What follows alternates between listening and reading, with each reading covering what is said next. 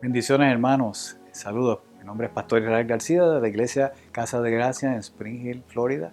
Iglesia de nuestros amados pastores Manny y Keila Ayala. Le damos la bienvenida en esta noche a nuestro estudio. Declaramos en nombre de Jesús que es de bendición. ¿Qué tal si oramos?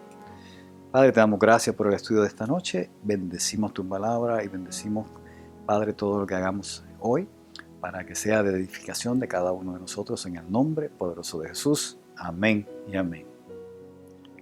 Estamos estudiando, como hemos visto ya, la persona de Jesús. En la unidad 5, la pasión, los últimos días de Jesús. Ya es la última unidad que estamos viendo de este libro. Vamos a ver los capítulos 43 y 44, Arresto y Juicio de Jesús, parte 1, porque van a ver dos partes. Mientras hacíamos el estudio nos hemos dado cuenta de toda la cantidad de enseñanzas que podemos traer sobre este relato y sobre este suceso tan importante dentro de la vida de Jesús y de los cristianos.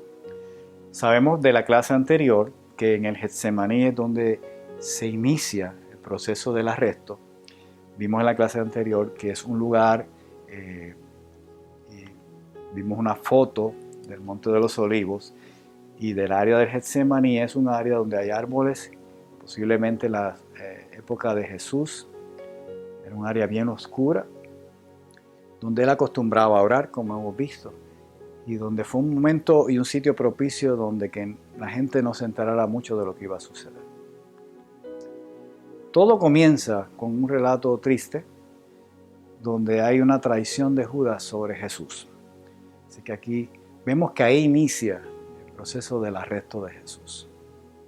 Y es importante porque vamos a ver muchas enseñanzas relacionadas a ese acto de Judas y a lo que sucedió debido a él. Vamos a empezar con Lucas. Y le menciono que en los evangelios sinópticos y aún en el de Juan, vamos a ver muchos de los relatos. En los sinópticos vamos a ver que muchos relatos coinciden, pero en el de Juan tiene unos detalles adicionales que nos ayudan a enriquecer todo lo que sucedió en ese momento. Y es muy interesante que podamos combinarlos. Van a ver que vamos a combinarlos en un momento dado. Bueno, en Lucas 22, vemos la palabra del Señor, bendita sea siempre. Lucas 22, 47 dice, mientras él aún hablaba con sus discípulos, se presentó una turba, que en otros de los evangelios lo describe también como que venían con antorchas, palos, espadas, y era bastante gente. Y el que se llamaba Judas, uno de los 12, iba al frente de ellos y se acercó hasta Jesús para besarle. Nótese que iba Jesús al frente, Judas iba al frente de la turba, hacia Jesús, y que esto implica que quizás Judas estaba tratando de confundir la situación y que al irse adelante quería dar a entender que la turba era la que venía detrás de él, que él quizás no tenía que ver nada con la turba, porque él viene normalmente donde Jesús a darle un beso. Así que a la imagen de los discípulos que están viendo lo que está sucediendo, no ven que él como que venga parte de la turba, y es una intención de Judas. Lo que pasa es que cuando le da el beso a Jesús, Jesús lo reconoce y le dice, Judas, con un beso entregas al Hijo del Hombre. En otras palabras, ¿por qué no te paraste frente a la turba y me señalaste? Y dijiste, ese es Jesús, arréstenlo. Así que Judas no quería quedar ahí presentado como el traicionero, el que había cometido la traición delante de los discípulos, posiblemente para evitar consecuencias. Vemos ahí una mala intención, ¿verdad que sí? Vamos a ver qué el Señor nos enseña sobre todo esto. Así que vemos esos dos eventos. Judas iba al frente de la turba y va con un beso a donde Jesús. Ocurre la traición, pero para que ocurra esa traición hay varios posibles motivos y vamos a analizar qué hay detrás de todo eso. Bíblicamente nos explica la palabra que entró Satanás en Judas, en Lucas 22:3. Pero al decir que entró Satanás en Judas, significa que la mente de Judas de alguna manera cambió su visión de quién era Jesús hacia otro lugar, de manera tal que hasta lo traicionó. Posibles pensamientos que existían en ese momento y que pudieron haber traído motivación a Judas. La tradición judía mencionaba que hubo varios falsos mesías de esa misma época, que inclusive hacían señales, pero que fueron muertos y que resultaron que eran falsos mesías del pueblo de Israel. Así que ese pensamiento pudo haber afectado en el número 3 de que Judas fuera convencido aún por Satanás de que Jesús no era el Mesías esperado por el pueblo judío. Algún posible motivo también puede ser que el mismo Judas no estaba del todo de acuerdo con los actos o acciones de Jesús. Sabemos que Jesús entró al templo, viró la mesa de los cambistas y estaba criticando fuertemente a los fariseos, estaba criticando el andamiaje religioso del pueblo judío. También la manera en que Jesús presentaba el reino de los cielos y el mensaje que él traía no iba de acuerdo con el pensamiento quizás que podía tener Judas, que sabemos que está relacionado por su apellido Iscariote, posiblemente a los sicarios, que a los que apuñalaban por la espalda, y a los celotes, era celote. Los celotes eran un grupo reaccionario que creía en la violencia para volver a restaurar la autonomía del pueblo de Israel. Lo vimos en el año 60 después de Cristo, cuando sacan a los romanos de Jerusalén, y 10 años más tarde vienen las legiones romanas y vuelven a tomar Jerusalén y destruyen el templo. Así que vemos unas consecuencias de que la violencia no fue lo que restauró la paz en Jerusalén. Vemos ahí a través de la historia. Pero ese pensamiento pudo haber sido uno porque lo que Jesús traía era un pensamiento de paz, que no iba de acuerdo con eso. Una quinta posible motivo, y quizás ustedes puedan pensar más, pero pensó en sacar beneficios económicos de su relación con Jesús. Porque no solo lo traicionó por las monedas de plata. Quiso sacar beneficio para él. Posiblemente dijo, bueno, ahora ya yo no creo que este sea el Mesías, pero ahora voy a sacar algún beneficio para mí. Porque si ya no voy a estar andando con él de aquí en adelante, ahora yo quiero hacer algo, sacar algún provecho. Amén. Así que estamos viendo que todos pensamientos negativos que llevaron posiblemente a Judas a la traición y dejarse que Satanás le cambiara completamente su mentalidad. Vamos a notar que había unos requisitos para los judíos de la época de Jesús de quién era el Mesías, para que podamos entender esto un poquito más profundo. Habían al menos 3 requisitos básicos. 1, restaurar el reino de David.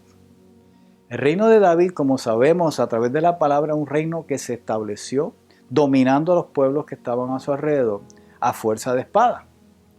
Así que algunos esperaban que eso fuera lo que sucediera, se levantara un Mesías que sacara de la esclavitud nuevamente a Israel y le restaurara la majestuosidad del reino de David. Promulgar el estudio de la Torá y la ley oral. O sea, ni Jesús venía con la intención de usar la espada, ni venía con la intención de promulgar el estudio de la Torá como tal, ni del judaísmo, sino que él trae un evangelio nuevo de salvación, unas buenas nuevas, diciendo él es el Mesías y traigo un nuevo pacto, traigo un pacto de gracia para el hombre y de salvación. Así que no iba a establecer la Torá, no iba a abolir los mandamientos, ni iba a abolir el Viejo Testamento, ni las promesas del pueblo de Israel, pero venía a traer un nuevo testamento, un nuevo pacto. Así que tampoco estaba de acuerdo aquí. Y en el tercero, liberar a Israel de sus opresores y establecer un orden mundial de paz, lo cual está de acuerdo con lo que Dios quiere hacer en el reino milenario, bajo los estatutos de la verdad del judaísmo. Así que vemos que no está de acuerdo tampoco. Lecciones del maestro que vamos a ver ya vemos ahí inicialmente un corto relato, simplemente los primeros versos ahí de su arresto. Primero, Jesús mantuvo su calma y mansedumbre. Sabemos que estuvo previo a eso en el Getsemaní sudando sangre, gotas de sangre, llorando, clamando, pidiendo fortaleza al Señor. O sea que él ya estaba listo porque el Señor puso sobre Jesús la fortaleza necesaria, ¿verdad? Una fortaleza sobrenatural que solo viene a través directo del trono de Dios o del Espíritu Santo en nosotros también en esta época. Lecciones del maestro, en el número 3, la maldad a veces se disfraza de falsa inocencia y falsa amistad. La amistad con el mundo es enemistad a veces y casi siempre. Nuestra amistad con el mundo va a traer enemistad con la palabra de Dios, porque van como de forma contraria, ¿verdad? Así que a veces podemos ver en el mundo cosas que nos pueden parecer inocentes o de amistad, pero en realidad nos van a llevar hacia un camino que no es el camino del Señor, que es un camino de maldad o de destrucción. Atentos a eso. Eso lo relacionamos ahí con el beso de Judas. Judas vino con un beso que debido a que Jesús lo sabía todo, sabía que ese beso era de traición. No era un beso cotidiano, no era un beso de cariño. Era un beso de esconder la maldad que estaba detrás de los actos de Judas. Que Dios nos dé discernimiento, ese discernimiento para que podamos ver eso. Amén. No debemos tomar decisiones apresuradas. Entendemos que Judas se apresuró, se dejó llevar quizás por la emoción, por la euforia, tomó una decisión apresurada que después se arrepintió y le costó que se quitara hasta la vida, porque él se arrepintió, ¿verdad? Pero no pudo pensar claramente, e inclusive la decisión de quitarse la vida fue una decisión estrepitosa, ¿verdad? Así que hay unas consecuencias sobre eso. No debemos tomar decisiones apresuradas en el Señor, siempre contando con Él. La honestidad es una alternativa superior a la hipocresía y la traición. Judas anduvo años con Jesús y debió haber tenido la honestidad si tenía algún pensamiento en su corazón, había algo que le incomodaba de hablarlo, o si había algo que no entendía, preguntarle a Jesús. La honestidad era preferible decirle: Jesús, yo creo que tú eres el Mesías ya, a ser hipócrita y traicionarlo, que era lo mismo que estaban haciendo aquel pueblo religioso de los fariseos, los saduceos y los ancianos del templo. Nuestra relación con Jesús, Espíritu Santo, jamás será para lucrarnos. ¿Sabes? Ese es un segundo ouch. No debemos usar nuestra relación, y no es el mensaje de Jesús, para que haya lucro en que nosotros tengamos el poder del Señor en nosotros. La bendición está sobre nosotros, pero es porque creemos en Él. Si seguimos su enseñanza y somos obedientes, la bendición es sobre nuestras vidas, no es lo contrario. No vamos a buscar la bendición de enriquecernos para tener la bendición de Dios. No, eso no va una cosa con la otra, y sabemos que hay gente que no son ricos, no son famosos, pero son millonarios en bendiciones en el Señor. Así que es una enseñanza muy, muy importante que no debemos negociar. Los negocios son los del Padre, los que debemos buscar. Amén. Así que vemos unas enseñanzas muy poderosas y profundas aquí. Vemos que como cristianos, y hemos visto en otros capítulos, la honestidad, qué importante es.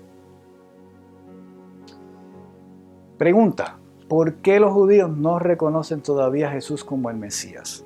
Estuvimos estudiando sobre esto porque no solo en aquella época, todavía hay judíos que los judíos no creen que Jesús sea el Mesías, especialmente los ortodoxos son bien cerrados, pero dentro del judaísmo se ve el fenómeno en el año 1100 a 1200 del filósofo Maimónides, ¿okay? O conocido como Moisés, Ben Maimón o Rambam.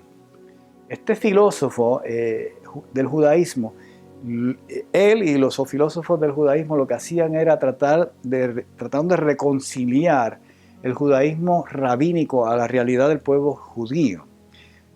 Por supuesto, en ese año no existía ya un templo, o sea que había unas cosas que habían cambiado.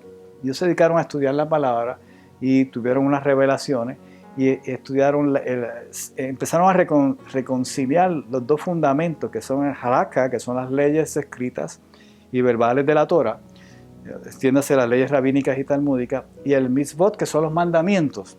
Empezaron a reconciliarlo y a temperarlo a la realidad del pueblo judío desde el año 1100, al punto que escribieron unos libros y escritos que son de mucho peso para el pueblo judío actualmente.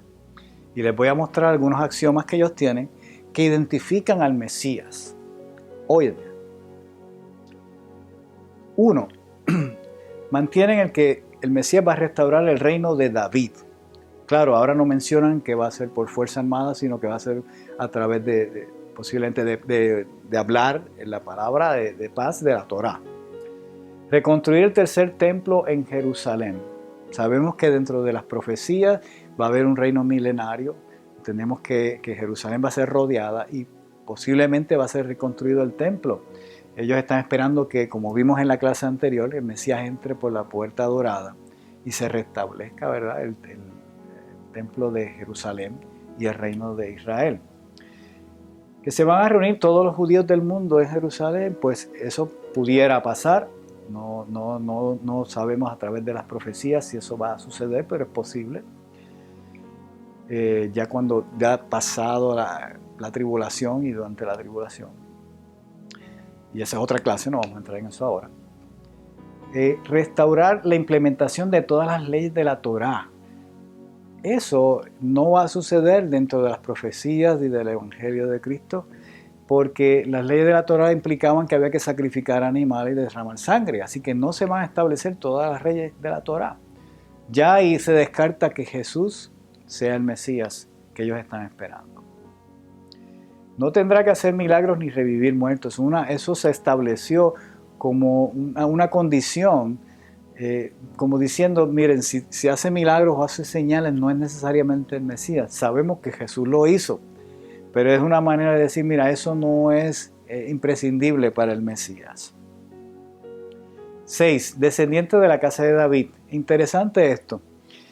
Aunque sabemos de parte de la Biblia que José y María eran descendientes de la casa de David, para los judíos la descendencia viene por el padre biológico. Y Jesús no tenía un padre biológico, sino que se decía que fue el Espíritu Santo. O sea que para ellos no cumple con este requisito. Aunque es el mismo Dios el que está estableciendo esa línea desde la creación, Adán y todo, la línea semítica, hasta Jesús. Pero ellos entienden que no cumple con este requisito, que es para ellos imprescindible. Miren qué tal. Así que el que haya sido inseminada por el Espíritu Santo para ellos no es una señal. Sabemos de los estudios y de lo que se hablaba de la época, que algunos decían que Jesús era un hijo indigno de María y que no tenía padre, que el padre no era José. Eso era una de las cosas que se hablaba. Así que para los judíos esa parte descarta a Jesús. Y es su pensamiento, ¿ves? Número 7. Todas las personas del mundo le van a servir a Dios juntos dentro del judaísmo. Sí, todas las personas lo que buscan el Señor es reconciliar y rescatar a los suyos. El que crea será salvado, bautizado, ¿verdad? Y el que no, pues condenado. Pero no dentro del judaísmo, sino del Evangelio de la palabra del Señor, la Biblia. El número 8, no puede ser asesinado. El problema con los mesías que se habían manifestado es que habían sido asesinados, y para los judíos el Mesías no va a ser asesinado. Así que al Jesús ser asesinado por el pueblo romano, lo descarta como el Mesías esperado. Número 9, Jesús vino a cambiar la Torá, según ellos, y causó la muerte de muchos judíos y que se desparcieran. Así que en vez de unirlos a los judíos de todo el mundo, lo que hizo fue esparcirlos a través de la diáspora. Así que vemos aquí que definitivamente la palabra no nos dice que eso es lo que va a suceder. Jesús, lo que sucedió con el pueblo judío, y sabemos que fue consecuencia de tratar de tomar Jerusalén por la fuerza. Dios permitió que se esparciera no solo el pueblo judío, sino el pueblo cristiano para todo el mundo, propagar el Evangelio. El pueblo judío dice que Jesús solo sirvió para esparcir el concepto del Mesías sobre todo el mundo. Así que aquí vemos puntos que nos muestran cómo los judíos ven a Jesús. Por eso no lo reciben en muchas ocasiones, quizás como un profeta, pero jamás como un Mesías. Vamos a un segundo punto. Ya vimos el impacto o el trasfondo de lo que pudo haber hecho Satanás en Judas en el pensamiento, y de cómo eso nos enseña también algunas cosas que podemos recibir de la palabra. Pero miren este argumento. Aquí vemos, heriremos a espada. Es una pregunta. Y vemos aquí una estampa representando a este apóstol que debe ser Simón Pedro, y cómo hay una mancha de sangre, porque ya parece que le cortó la oreja a alguien. Vamos a ver, muchos conocemos ya este relato. En Juan 18, aquí vamos a empezar a ver los diferentes evangelios. Vemos 18:4, pero Jesús, sabiendo todas las cosas que le habían de sobrevivir, se adelantó y les dijo: ¿a quién buscáis? Él salió hacia la turba, se adelanta y les dice: ¿a quién buscáis? Y les dice: yo soy. Cuando Él les dice: yo soy, ellos se retiran y se caen al piso por la autoridad con que Jesús habló, el poder, su presencia. Jesús les responde: os he dicho que yo soy, pues si me buscáis a mí, dejad a estos. Importante que nos acordemos de eso que pasó ahí. Vamos a ver el relato de todo lo que sucedió combinando los diferentes evangelios. En Lucas 22, 49 dice: viendo los que estaban con él lo que había de acontecer, le dijeron: Señor, vamos a sacar las espadas, heriremos espadas, vamos a defender.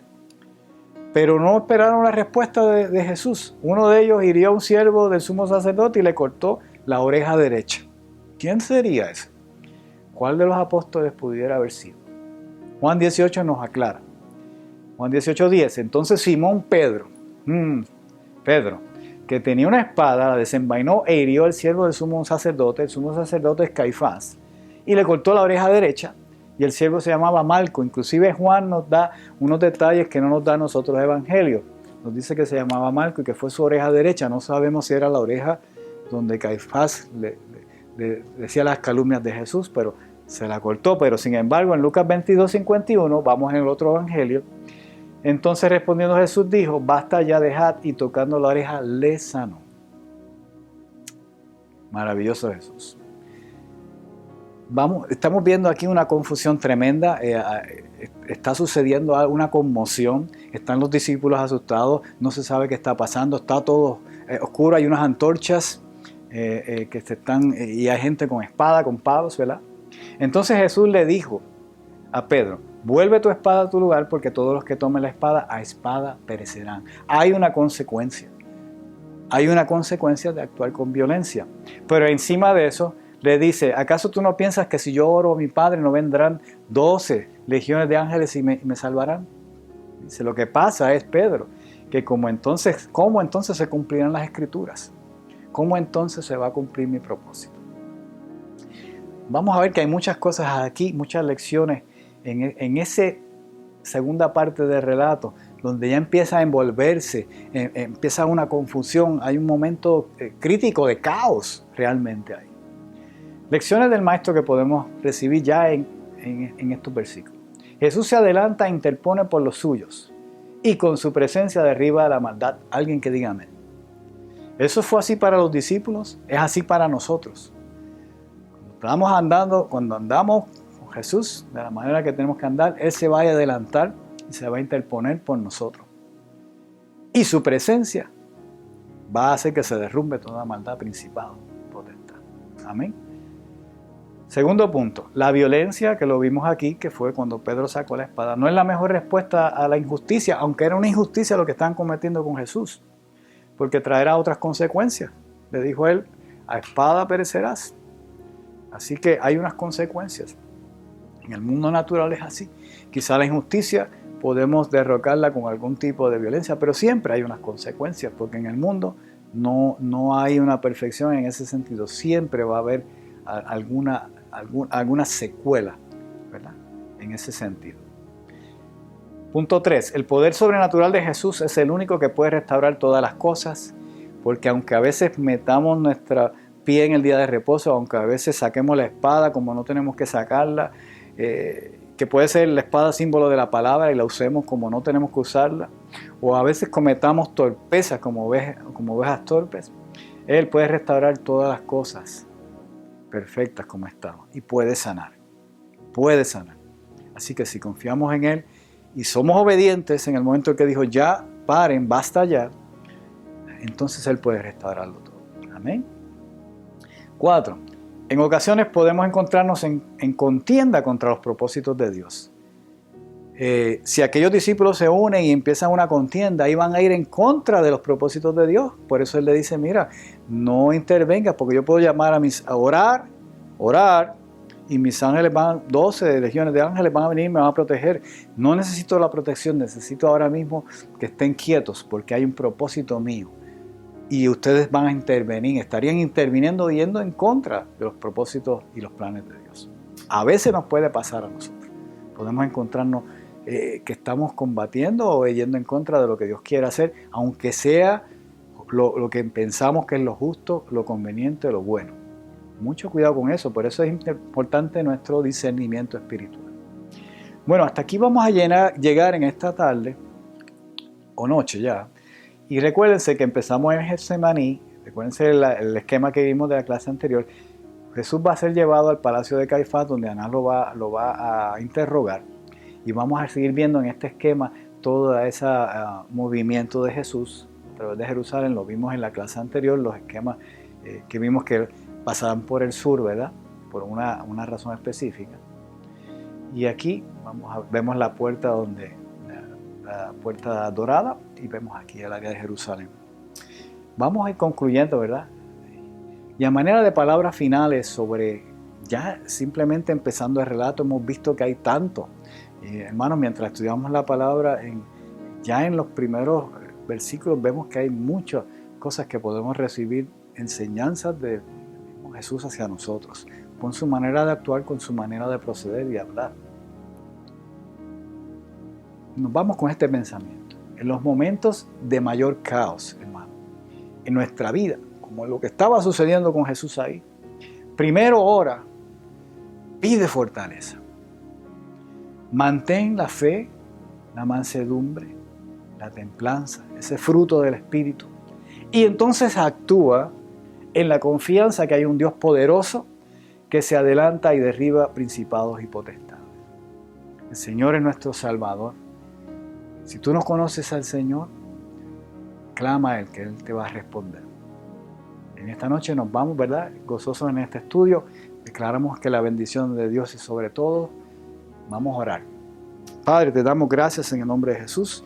Declaramos que en esta noche, Padre, nos llenamos más de tu palabra y que crecemos cada día más en fe, ese fruto del Espíritu de nosotros, para poder vivir una vida cristiana, dichosa y victoriosa en el nombre poderoso de Jesús. Lo creemos así. Alguien que diga amén. Nos vemos la semana que viene, si Dios quiere. Saludos, hermano.